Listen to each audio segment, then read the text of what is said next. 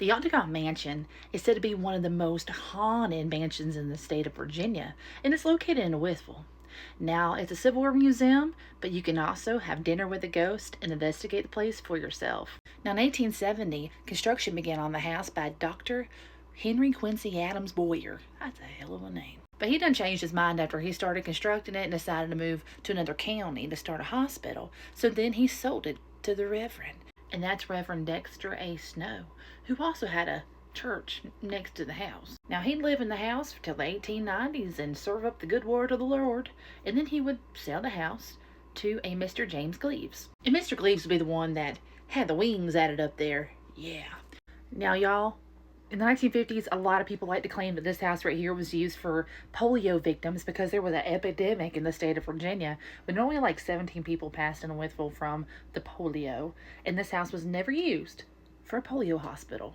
Now, the house would serve as a home for a long time. It was also a bakery, a restaurant, and lawyers lived there. Well, there was an addition added in the 1990s for the bakery and the restaurant part, and allegedly what they built upon was 8 graves. And these graves didn't have markers because back whenever they decided to move these graves that were from the 1800s, well, they didn't move the bodies. They just moved the headstones.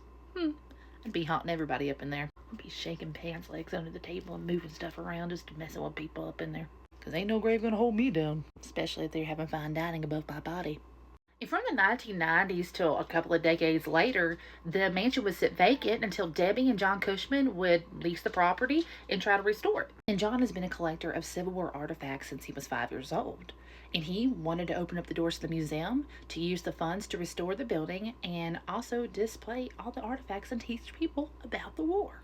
And not just the Civil War, but American history. And along with a few of these artifacts come some spirits.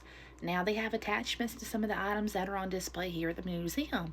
And do they know exactly who they are? They don't. They just seem to kind of come and go at times. This place has been investigated by multiple paranormal investigators, and the evidence that they've caught is pretty great evidence. The spirits at this location are so willing to communicate with you through REM pods, EVPs. You can hear their disembodied voices without even having to record it. They knock on the walls, you hear the footsteps, flashlights, spirit boxes. They communicate.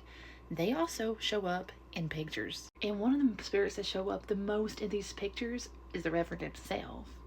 And he is seen mostly in his studies. Now, I have done some research on these, and there's a ton of pictures out there of the Reverend that is haunting the mansion. There's a doll that gets moved around from place to place in this mansion with no explanation, as well as things being left fine and then coming back in and they'll be broken. One of the most active and well-known spirits besides the Reverend at the mansion is the spirit of Audrey. She has been caught multiple times in EVPs asking, "Where is my mommy?"